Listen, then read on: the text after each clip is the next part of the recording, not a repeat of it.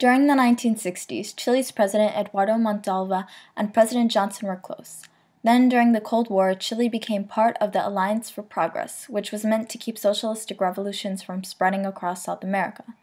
But the more industrial Chile became, the more labor unions demanded higher wages, and the public sought radical reforms, and the young population of Chile advocated communist ideals.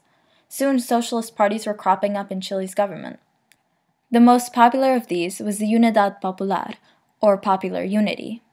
They nominated Salvador Allende for presidency on a platform that promised more equality for the working class.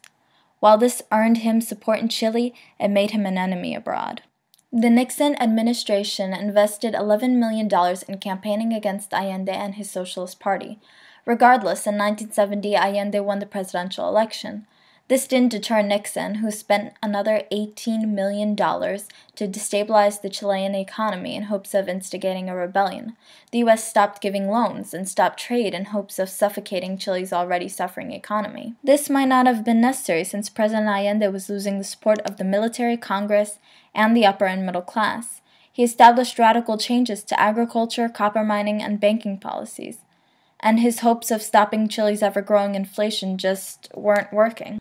After a series of strikes, the coup began on September 11, 1973. The military, which was funded and trained by the U.S., stormed the streets of Santiago.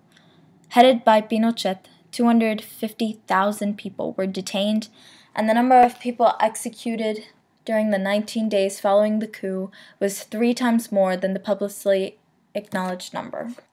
In a memo, the U.S. Department of Defense brags, less than 8 hours after the initiation of the coup, Allende was dead, and a 3-year experiment in Marxism joined him in the grave.